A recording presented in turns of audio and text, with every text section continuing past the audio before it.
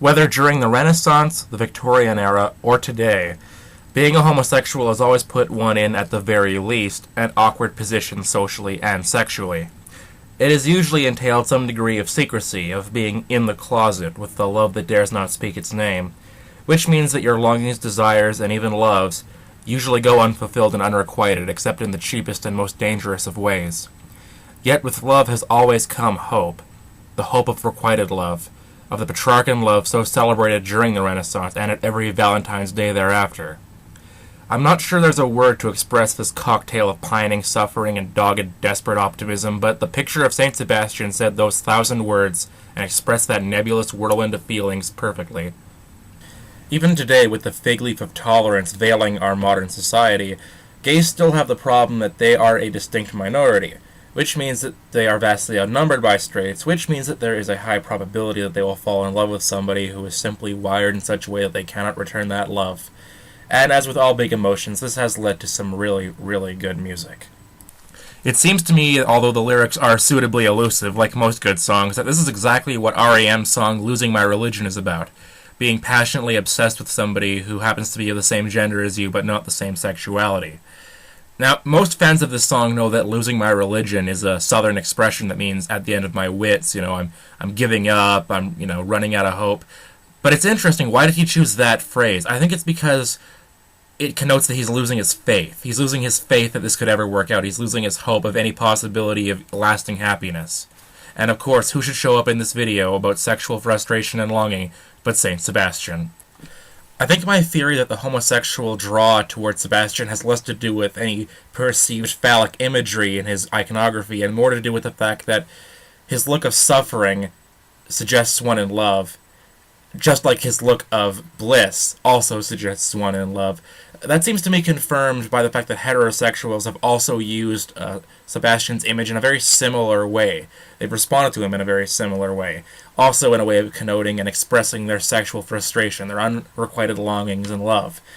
For example, George Orwell includes this passage in the very first chapter of his novel 1984, when Winston glimpses Julia in the midst of the 2-minute hate. Suddenly, by the sort of violent effort with which one wrenches one's head away from the pillow in a nightmare, Winston succeeded in transferring his hatred from the face on the screen to the dark-haired girl behind him. Vivid, beautiful hallucinations flashed through his mind.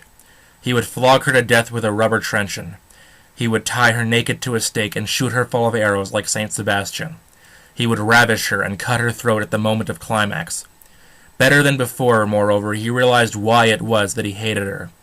He hated her because she was young and pretty and sexless, because he wanted to go to bed with her and would never do so, because around her sweet supple waist, which seemed to ask you to encircle it with your arm, there was only the odious scarlet sash, aggressive symbol of chastity. Consider also the post-World War II Alfred Hitchcock film Notorious, my personal favorite romance movie of all time. In it, Ingrid Bergman is sent by the American Secret Service to marry a German agent in order to infiltrate his neo-Nazi spy ring. She does this even while being in love with Devlin, played by Cary Grant, the agent who originally recruited her, even though he refuses to indicate that he loves her back. The German spy that Bergman marries is named Alexander Sebastian, played by Claude Rains, Bergman's co-star from Casablanca. And the tragedy of the movie, which has at least a nominally happy ending, is that Sebastian loves Bergman's character Alicia much more deeply than Devlin probably ever will. Yet, the movie's climax features Devlin finally confessing his love. Say it again, it keeps me awake. I love you. And fleeing the mansion with her. But the movie does not end with them. Instead, it closes with Sebastian slowly returning to his house, his fellow spies having deduced that his wife is an American agent, and having clearly decided to assassinate him for it. He slowly, resignedly goes into the house and to certain death. He has been slain because of his love. Multiple film scholars have noted that the name of the character Devlin sounds like devil, but only a few have noted that Sebastian shares his name with a saint associated with being tortured and killed by love.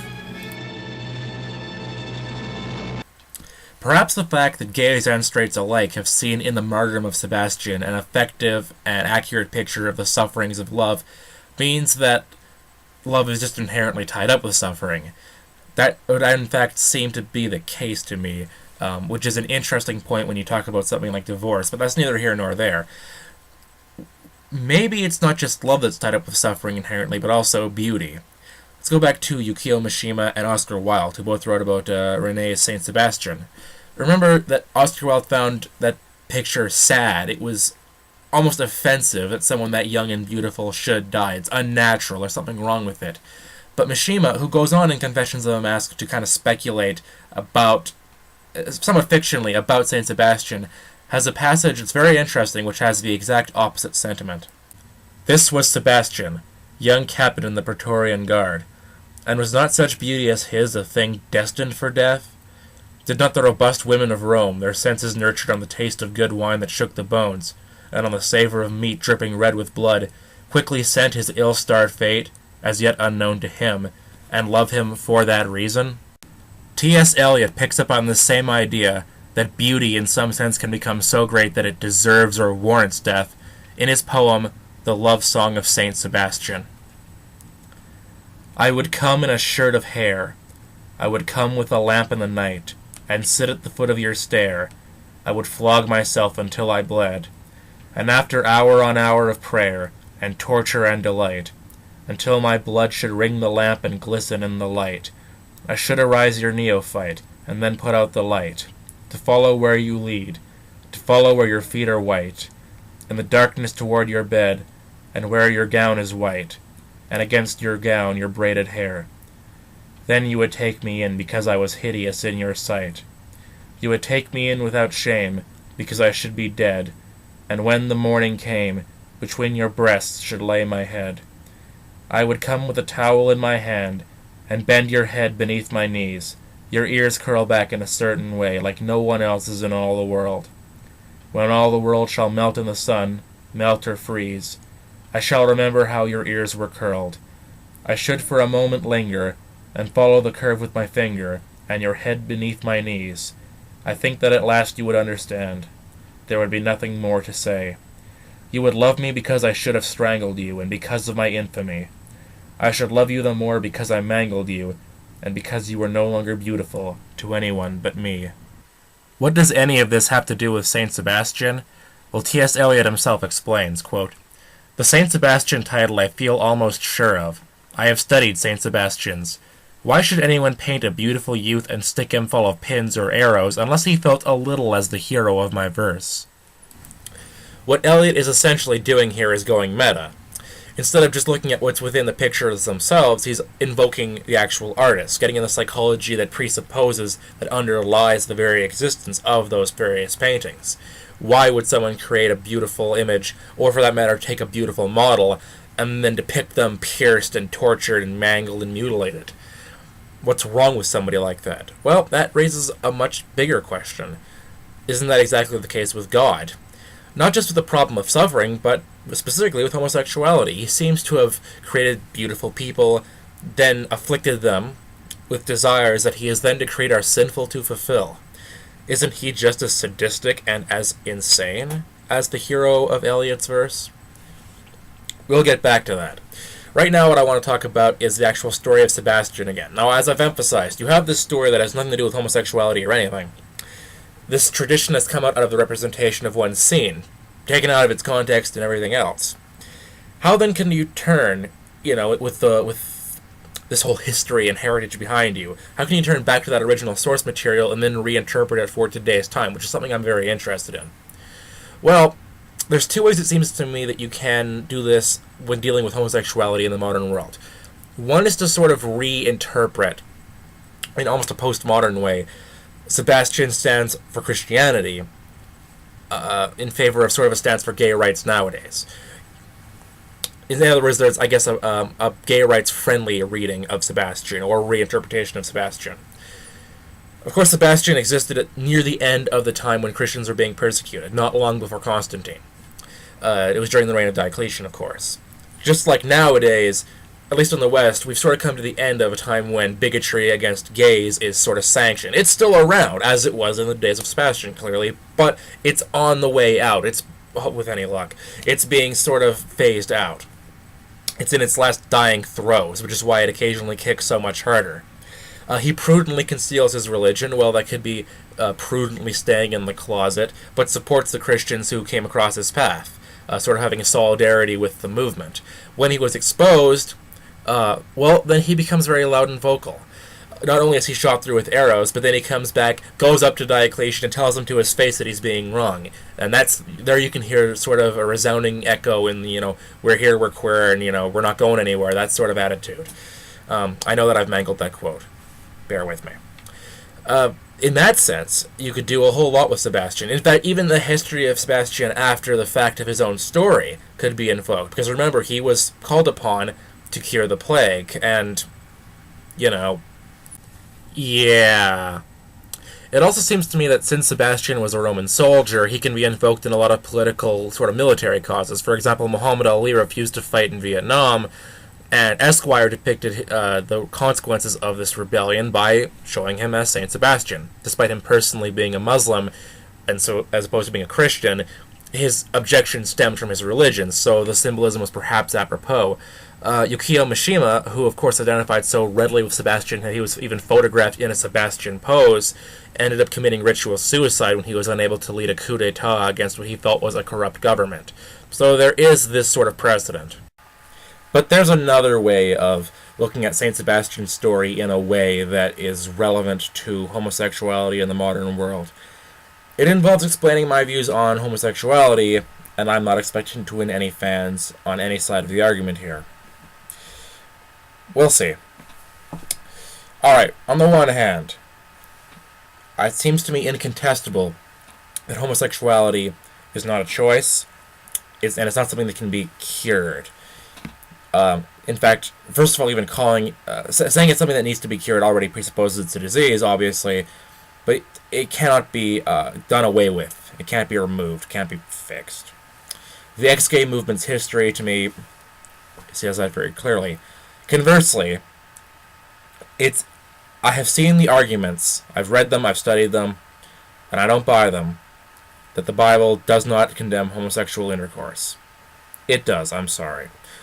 I think any sound, reasonable exegesis, in fact, I think any even cursory reading of the Bible proves this, and anyone who isn't who doesn't have an agenda, I think can see that. I think the skeptics of Christianity are absolutely right when they read the Bible and see what it clearly says about gay intercourse. Seems clear to me. So that puts us in an awkward position. And again, if you're not a believer, and you think that everything I'm saying is more of the same homophobia and bigotry I've just condemned earlier, I understand that. But I'm talking about from a Christian perspective, what do you do? How would a Christian kind of reconcile this and deal with this? Not only because it's, I have a lot of Christians watching me, obviously, but because I'm trying to understand the mentality of the Renaissance artists who I think not only lived in a time that believed homosexuality was a sin, that is to say homosexual intercourse, but also agreed with it, and therefore had a tension in their own consciences. It seems to me that the only thing you can do with this is to say that someone with a homosexual disposition is called to celibacy. Now, this in and of itself, I think, is yet another reason why Catholicism and the modern world are just at loggerheads intellectually, because the modern world can only see celibacy, or only chooses to see celibacy as giving something up, as losing something, as something subtracted from life, as opposed to something proactive, something instead of sex, where you use your sexuality for something other than intercourse, essentially. In his article, Spousal Prayer Part 1, Christopher West discusses the mysticism of St. Teresa, and he has this interesting passage. God's eternal plan is to marry us. The Church is the bride and Christ the bridegroom. Spousal prayer means very simply to open oneself wholly and completely to Christ, surrendering to him in a union of love like a bride surrenders to the loving embrace of her bridegroom. And yes, as uncomfortable as this might seem for men at first, this includes us too. He goes on to prove this with a quote from John Paul II. He goes on to quote St. John of the Cross. Spousal prayer leads to a total transformation in the beloved, in which each surrenders the entire possession of self to the other with a certain consummation of the union of love. Then he makes the analogy more explicit. Just as at the consummation of carnal marriage there are two in one flesh, as sacred scripture points out, so also when the spiritual marriage between God and the soul is consummated, there are two natures in one spirit and love. He goes on to say, we mustn't try to repress or try to annihilate our sexual desires. Rather, in and through Christ, we must sublimate them, that is, make them sublime, noble, holy. Indeed, spousal prayer takes us on a journey of painful trials and purification through which erotic longing becomes more and more a yearning for God, a path to holiness. With that in mind, consider these words from a really fascinating article by Eve Tushnet, who's a gay celibate Catholic. She says, being gay is not, or not interestingly, about the desire for a particular prohibited act. It's about longing for a relationship. There are many ways this longing could be fulfilled in the Catholic Church. Saints and mystics have expressed shockingly sensual, adoring love of both Jesus and Mary, without any regard for sex roles. If a woman's relationship to Mary is influenced by her lesbianism, does her love of the Theotokos thereby become tainted? And if not, can't we accept that lesbianism is more than a desire for particular acts? Homosexuality is one possible interpretation of a form of longing which can manifest as artistic vocation, as friendship, as service, as any number of ways of pouring out love. I think Miss Tushnet is right on the money here, and I'd point to priests like Seraphim Rose on the Eastern Orthodox side or Henry Nouwen in the Roman Catholic field who channeled their, erotic longings into their service of God, and have both been very influential, albeit not without controversy. Speaking of artistic vocation, you could point to, say, Franco Zeffirelli, a homosexual who, after he converted to Catholicism, became a celibate and channeled his desires and his impulses into filmmaking, famously making the Francis of Assisi biography Brother, Sun, Sister, Moon, which is widely praised and very well received and beloved, and is clearly at least a little homoerotic. And yet this was the same film that Pope Paul VI loved so much that he personally asked Zeffirelli to do the Jesus of Nazareth miniseries. Yet none of this was going to detract from the fact that a gay Christian, a homosexual who accepts the call of the gospel, is called to a life of suffering, of self-denial. Now, we all are, but there's sort of a unique martyrdom that they're called to, and it is in fact a martyrdom. As the Cambrai Homily, which is the, I believe, the earliest extant piece of Irish literature we have, specifies there's three kinds of martyrdom, the red and the white and the blue. Eat your heart out, Captain America. And the red martyrdom is, of course, the suffering that, say, St. Sebastian endured. It's shedding your blood for the gospel. And then you also have, in fact, I'll quote it directly here. The white martyrdom is when a man separates himself from everything he loves for God. And the blue martyrdom is when, by means of fasting and labor, he separates from his desires or suffers toil in penance and repentance. Now, the homosexual is called to that sort of martyrdom just as much as a Christian who lives in a war zone or in an Islamo-fascist state or in a oppressive pagan culture. It's exactly the same situation, and I think it's, by the way, very easy for straight Christians to just toss that platitude of, oh, you guys ought to be celibate if we're not more celibate.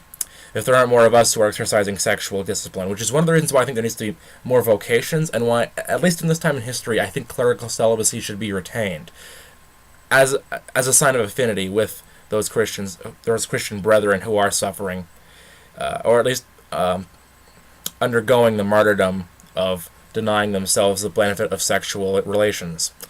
Now, anyways, let's just say, I think the Renaissance artists who were enduring the white and the blue martyrdoms would have had a special draw towards the image of Sebastian, because he is a red martyr, but his martyrdom, well, he's being pierced through with arrows, which can symbolize a couple of things. It could symbolize the fiery darts of the devil, of temptation that they are constantly experiencing. It could symbolize the pangs of conscience, or they could even symbolize the arrows of Cupid, which in that case is their temptation, it is their suffering, it's falling in love. Now, I think there's a modern equivalent to this in one of the best novels of the 20th century. The book is Brideshead Revisited by Evelyn Waugh, who wrote it after his conversion to Catholicism. It's about an aristocratic Catholic family, and I'll let the Orthodox philosopher Clark Hartland describe it for me.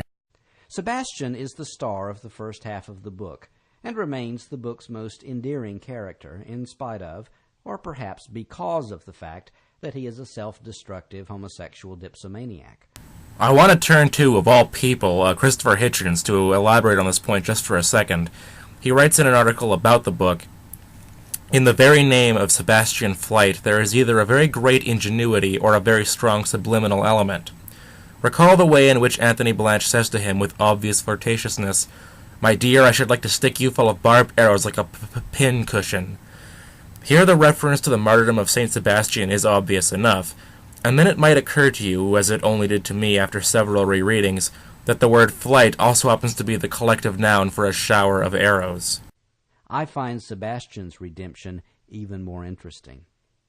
According to Cordelia, who was the last member of the family to see him, Sebastian was living at a North African monastery, not really a part of the Brotherhood, more of a hanger-on. She surmised that he would stay there, doing odd jobs, and occasionally going off on a bender. Eventually he would die there. He'll develop little eccentricities of devotion, intense personal cults of his own, she said. He'll be found in the chapel at odd times and missed when he's expected. Then one morning, after one of his drinking bouts, he'll be picked up at the gate, dying, and show by a mere flicker of the eyelid that he is conscious when they give him the last sacraments. It's not such a bad way of getting through one's life. What fascinates me about this account of Sebastian's ultimate redemption is that it is something that no evangelical would have ever written. This is not the evangelical picture of salvation. There is no dramatic conversion moment, no resolute change of life, no going about preaching to others. This is not the stuff of which revival testimonies are made. And yet it is precisely in the acceptance of his brokenness that grace enters into Sebastian's life.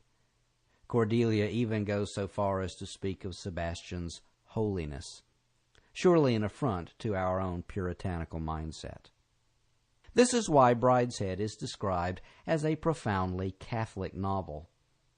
But I would dare to say that it is a profoundly Orthodox novel in its way as well. Its theme is the triumph of grace, and I don't think you can get much more Orthodox than that. And this would be why the real-life Sebastian Flight, Oscar Wilde, the homosexual convert to Catholicism, often used the pseudonym of Sebastian Melmoth. Now, what do you do then with the original story of Sebastian in the light of this kind of reading of him? Stay tuned.